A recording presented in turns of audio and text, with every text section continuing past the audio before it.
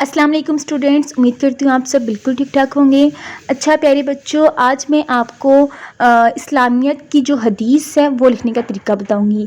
ये हदीस की जो पेपर प्रेजेंटेशन है ये 9th और 10th क्लास के लिए है। इस वीडियो में मैं आपको बताऊंगी कि तशरीह की लेंथ, हदीस की तशरीह की लेंथ कितनी होनी चाहिए और हदीस के कितने मार्क्स होते हैं और कितने मार्क्स हमें आसानी से मिल जाते हैं, और जो मिस्टेक्स बच्चे करते हैं उस मिस्टेक्स के बारे में आपको बताऊंगी। चलें, सबसे पहले मैं आपको हदीस लिखने का तरीका बताती हूँ।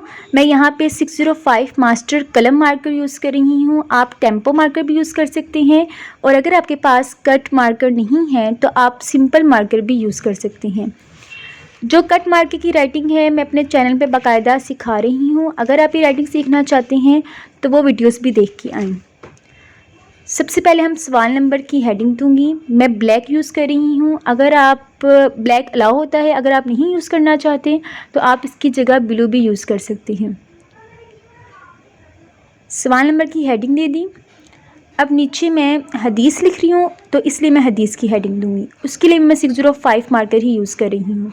अच्छा प्यारे बच्चों, हम लोगों ने कभी भी जो बोर्ड का पेपर है इस्लामियत का वो हदीस से लिखना स्टार्ट नहीं करना।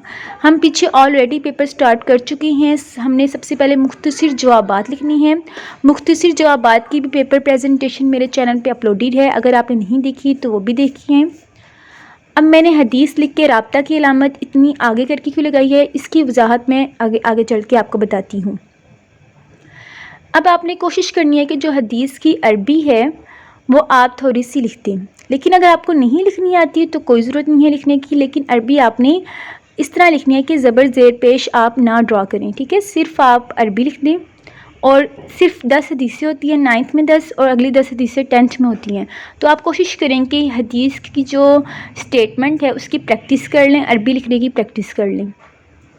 इस तरह प्यारा प्यारा आपने लिख लेना है। अगर आपको ये नहीं लिखना आता कोई बात नहीं, आप ये चीज़ स्किप भी कर सकते हैं। अच्छा प्यारे बच्चों, मेरे चैनल को आप जल्दी से सब्सक्राइब कर दें। आप देख सकते हैं कि 85.9% ने सब्सक्राइब नहीं किया हुआ और सिर्फ 14.1% जो मेरे व्यूवर्स हैं उन्होंने सब्सक्राइब किया हुआ है। तो आप जल्दी से सब्सक्राइब कर दें ताकि नई आने वाली वीडियोस आप आसानी से देख सकें।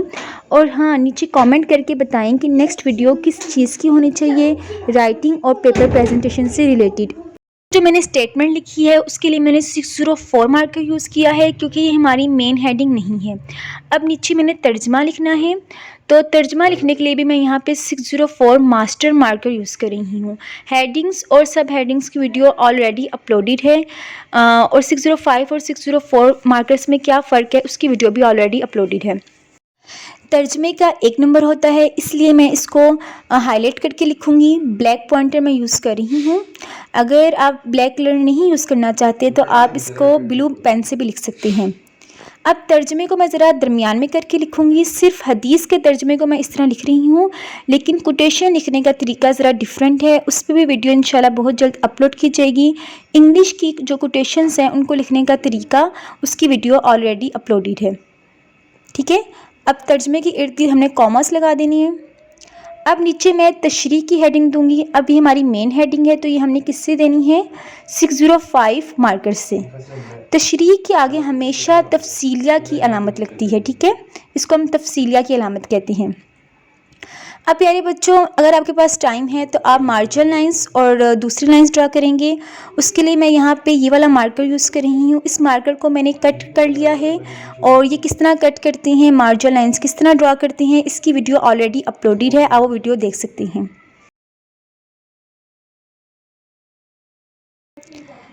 अब ब्लैक के नीचे जो मैंने ब्लैक से लिखा है उसके नीचे ब्लैक लाइंस, और जो मैंने ब्लू से लिखा है उसके नीचे मैं ब्लू लाइंस ड्रा करूँगी। इस तरह प्यारी प्यारी मैंने लाइंस ड्रा कर लेनी है जी। अब हम तशरीह लिखना स्टार्ट करते हैं। जहाँ पे हमारी तफसीलिया की अलामत ख़त्म हुई है वहीं से हमने पेन पकड़ के तशरीह लिखना स्टार्ट कर देनी है। पेन की उर्दू की राइटिंग काफ़ी बच्चों की बहुत गंदी होती है। इस पे मैंने बहुत डिटेल से एक वीडियो बनाई है और सारे स्टूडेंट्स ने बहुत पसंद की है, तो आप वो वीडियो देखें। यहाँ पे मैं डॉलर कंपनी का पेन यूज़ कर रही हूँ, मुझे पेन बहुत पसंद है।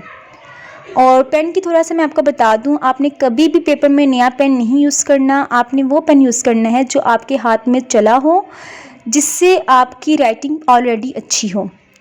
अब प्यारे बच्चों, तशरीह लिखते वक्त कुछ चीज़ें हैं जो आपको इम्पोर्टेंट लगती हैं या कुछ अल्फाज हैं जो मज़े के हैं, आपने उनको 604 मार्कर से हाईलाइट करके लिख देना है। जिस तरह मैंने लिखा है वो अल्फाज प्रोमिनेंट होंगे और चेकर पे अच्छा इंप्रेशन डालेंगे।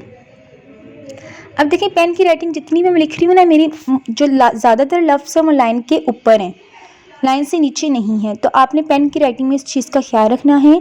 वो वीडियो आप देखिएगा पेन की राइटिंग की, उसमें मैंने 10 पॉइंट्स बताए हैं जिनको फॉलो करके आप राइटिंग को मेरी राइटिंग जैसा बना सकते हैं।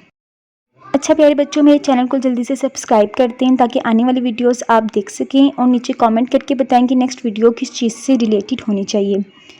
इस तरह मैं प्यारा प्यारा पेन से लिख दूँगी। अब आगे चल के मैं आपको बताती हूँ कि तशरीह के मार्क्स कितने होते हैं और स्टूडेंट्स क्या मिस्टेक करते हैं कि वो मार्क्स ऑब्टेन नहीं कर पाते।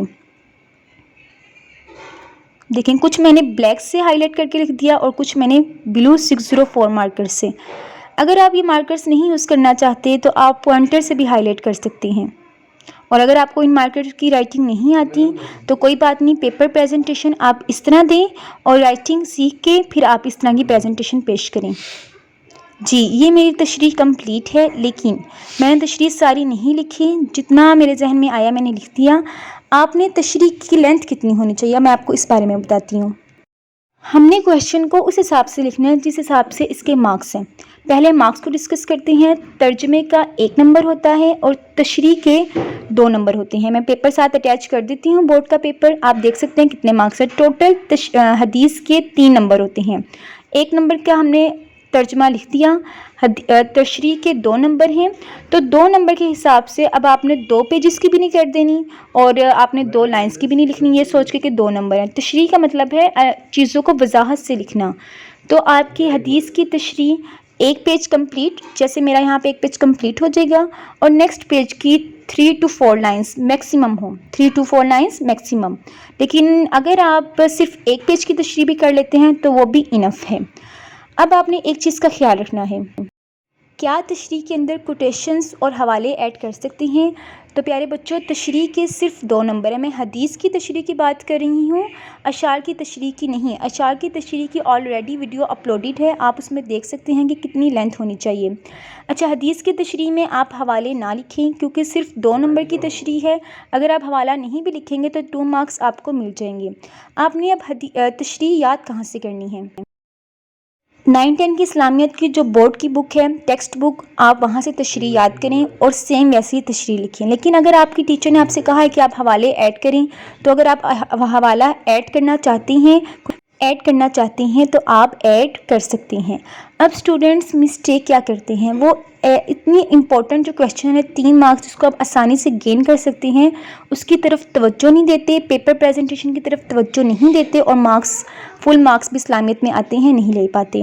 तो प्यारे बच्चों, अगर आप इस तरह की पेपर प्रेजेंटेशन के साथ तशरीह करेंगे हदीस की, तो मैं पूरे यकीन से कहती हूँ कि आपकी इसमें फुल मार्क्स 3 नंबर जो हदीस के हैं आ सकते हैं।